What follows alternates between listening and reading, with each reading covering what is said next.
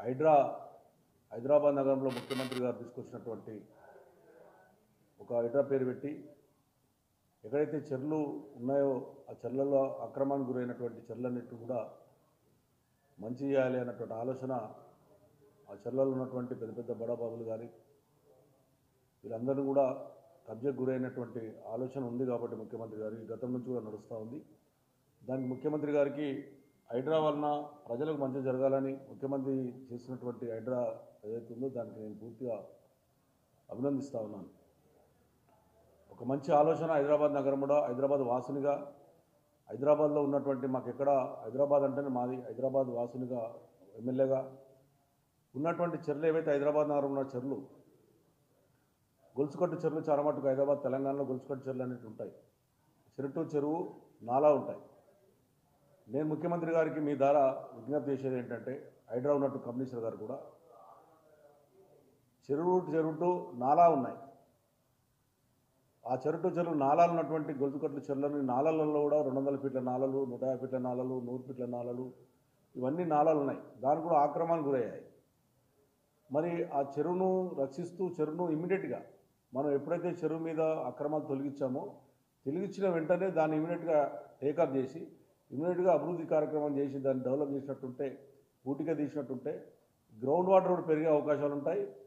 ఎంబడే ఆ చెరువు ఉన్నటువంటి ల్యాండ్ ఏదైతే మిలిపోయిన ల్యాండ్ ఉందో దానిలో కాపాడుకుంటే ఇమ్మీడియట్గా నిధులు కూడా శాంక్షన్ చేయమని చెప్పి నేను ముఖ్యమంత్రి గారిని విజ్ఞప్తి చేస్తూ ఉన్నాను. మరి ఇలా చాలా మట్టుకు పట్టదారులు ఉన్నారు. కొంతమందిగా సిక్కం ల్యాండ్ ఉన్నాయి. ఎఫ్టీఏలో ఉన్నటువంటి పట్టదారులు ఉన్నారు. ఆ పట్టదారులు ఉన్నటువంటి వాళ్లకు మరి మీరు టీడీఆర్ ఇచ్చి వాళ్ళను పక్క జరుపుతారా? మరి వాళ్ళకు కూడా ఏదైనా ఒకటి ఒక ఆలోచనతో చెప్పాల్సిన అవసరం ఉంది. కమిషనర్ గారు కానీ ముఖ్యమంత్రి గారు కానీ లోబడున్న పట్టదారుల పరిస్థితి ఏంటి అంటే పట్టదారులు ఉన్నటువంటి వాళ్ళు గతంలో హైదరాబాద్ నగరం పెద్దగా అయింది కాబట్టి పట్టదారులు ఇప్పుడు ఎవరు కూడా వ్యవసాయం చేసుకునే ఆలోచన లేదు కాబట్టి పట్టదారులు పోయి కోర్టుకు వెళ్ళినప్పుడు వాళ్ళ కోర్టు కూడా స్టే ఇచ్చినటువంటి సందర్భాలను చూసాం కాబట్టి వాళ్ళకు టీడీఆర్ ఇవ్వమని చెప్పి నేను విజ్ఞప్తి చేసి టీడీఆర్ ఇచ్చి ఆ ఉన్నటువంటి ల్యాండ్ను మీరు టేకప్ చేసుకుంటే బాగుంటుందని చెప్పి నేను మీ ద్వారా నేను కోరుతా ఉన్నాను. మరి గతంలో నిరుపేదలు కట్టుకున్నటువంటి వాళ్ళు కూడా ఉన్నారు. నిరుపేదలు కట్టుకున్నటువంటి వాళ్ళు చెర్లలో వాళ్ళు పుణ్యానికి ఎవరు కట్టుకోలేదు. చాలామంది ఎవరో వచ్చి అమ్మి నిరుపేదలు కొనుక్కున్నారు. మరి అలా పరిస్థితి ఏంటి? మా దగ్గర ఒక చెరువు ఉంటుంది. దాని పేరే రాజీవ్ గాంధీ నగర్ అని పేరు ఉంది. గతంలో మీ నాయకుని పేరే పెట్టారు. మరి ఇప్పుడు చూస్తే కొంతమంది చెర్లో ఉన్నట్టుగా రికార్డులు ఉన్నాయి. మరి దాని పరిస్థితి ఏంటి? ఆ నిరుపేదల పరిస్థితి ఏంటి? అదేవిధంగా ఇవాళ సాఫ్ట్వేర్ ఉద్యోగస్తులు చాలా కష్టపడి వాళ్ళ ఉద్యోగంలో పైసలు లేక లోన్లలో పోయి వాళ్ళు కొనుక్కుంటారు. కొనుక్కున్నప్పుడు వాళ్ళు పేపర్ చూస్తారు. యాక్చువల్గా మున్సిపల్ పర్మిషన్ ఉందా, హెచ్ఎండిఏ పర్మిషన్ ఉందా అన్నీ చూసే కొనుక్కుంటాయండి. మరి 40 ఏళ్ల కింద కట్టుకున్నటువంటి వాళ్ళ పరిస్థితి ఏంటి? ఇవాళ వచ్చేసి బీద ప్రజల మీద నోటీసులు ఇవ్వడం వల్ల దానికి ఏం చేశారు? మీరు ఒక గుడి కూడా ఇచ్చారు. మీరు గుడి కూడా మీరు ఇలా మన నోటీస్ ఇచ్చారు. గ్రేవ్ గార్డ్కి ఇవ్వడానికి అవకాశాలు లేవు. గ్రేవ్ గార్డ్ పెట్టుకునే అవకాశం ఉంది కానీ గ్రేవ్ గార్డ్ కూడా మీరు నోటీసులు ఇచ్చారు. ఆశ్చర్యం ఏంటంటే ఓ టెంపుల్కి ఇచ్చారు నోటీస్. అట్లా టెంపుల్లకు ఇవ్వచ్చా? ఎఫ్టీఏలు అందులో ఉన్నటువంటి 40 ఏళ్ల కింద ఉన్నటువంటి టెంపుల్ ఇది. ఆ టెంపుల్కి ఇచ్చారు. మీరు మున్సిపాలిటీ బిల్డింగ్ కట్టారన్న, జిహెచ్ఎంసీ బిల్డింగ్ కట్టారు. మరి దాని పరిస్థితి ఏంటి? గ్రేవ్ గార్డ్ ఉంటుంది. చెర్లలో చాలా మటుకు ఎక్కువ పెద్దలు ఉన్నప్పుడు చాలా మటుకు చెర్ల పక్కకే గ్రేవ్ గార్డ్ పెట్టారు. వాళ్ళు కట్టారు. దాని కూడా నోటీస్ ఇచ్చారు. మరి ఇవన్నీ తీస్తే ప్రజలలో ఏ రకంగా బాధపడుతారో ఆలోచన చేసుకోమని చెప్పి నేను హైడ్రా కమిషనర్ గారికి అదేవిధంగా ముఖ్యమంత్రి గారు కూడా మీ ద్వారా నేను విజ్ఞప్తి చేస్తా ఉన్నాను. ఖచ్చితంగా దీన్ని మీరు చేసే పని నేను పూర్తిగా ఒక శాసనసభ్యునిగా నేను మద్దతు ప్రకటిస్తూ ఉన్నాను.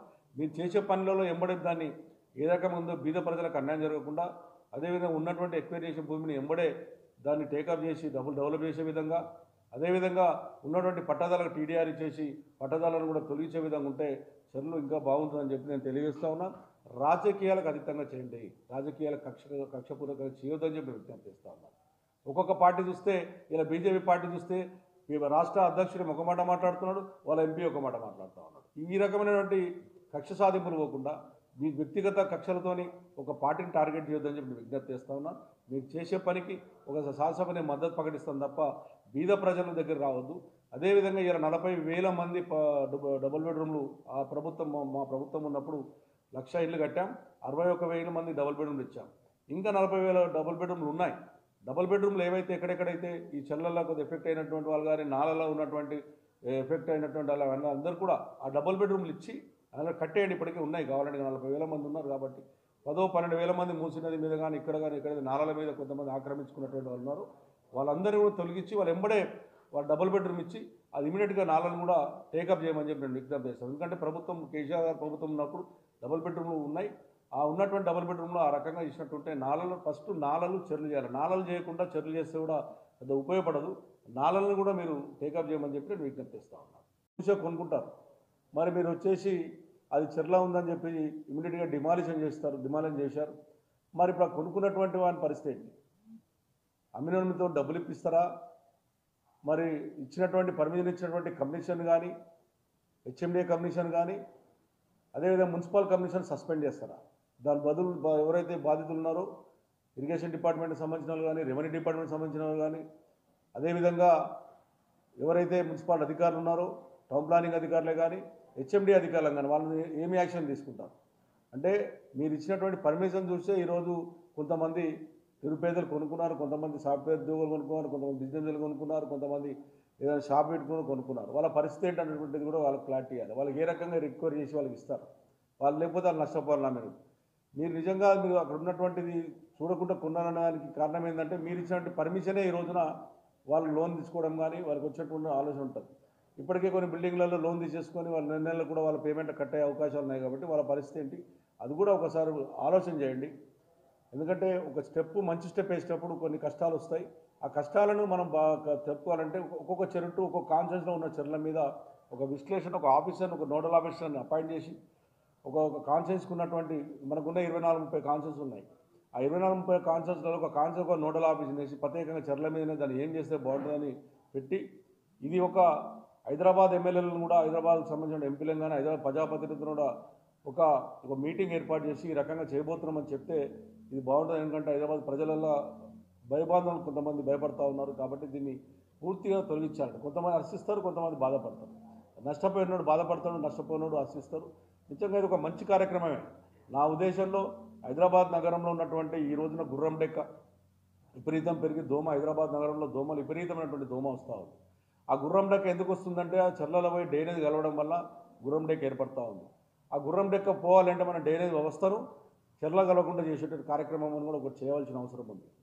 ఎప్పుడైతే గుర్రం డెక్కని గిట్ట మనం దాన్ని చేయగలిగినట్టుంటే బ్రహ్మాండం చేయొచ్చు. మా కేటీ రామారావు గారు ఉన్నప్పుడు ఉన్నటువంటి చెర్లన్నిటికీ ఎస్టీపీలు పెట్టడం కార్యక్రమం చేసాం. ఇప్పటికే మా కుకుట్పల్లి కాన్ఫరెన్స్లో ఎస్టీపీలు కనీసం ఒక 10 చెర్లు 9 చెర్లకు ఎస్టీపీలు కంప్లీట్ అయినాయి.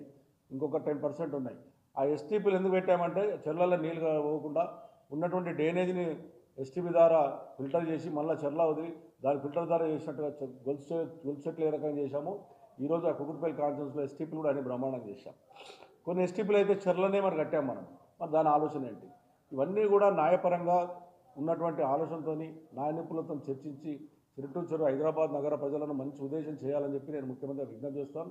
మీరు తీసుకున్న నిర్ణయానికి నేను పూర్తిగా మద్దతు ప్రకటిస్తున్నాను. కానీ ఇవన్నీ ఆలోచన చేయండి. ఇవాళ మా దగ్గర బోయిన చెరువు ఉంది బోయినపల్లిలో. అక్కడ సుమారుగా 40 సంవత్సరాల కిందనే కట్టుకున్నారు. అక్కడ 40 సంవత్సరాల ఎస్సీ కాలనీ మొత్తం ఎస్సీలే ఉంటారు. అక్కడ కట్టుకున్నారు, వాళ్ళకి అన్ని ట్యాక్స్లు ఉన్నాయి, అన్నీ ఉన్నాయి. మరి ఇవాళ మీరు నోటీసులు ఇచ్చారు. మరి అలా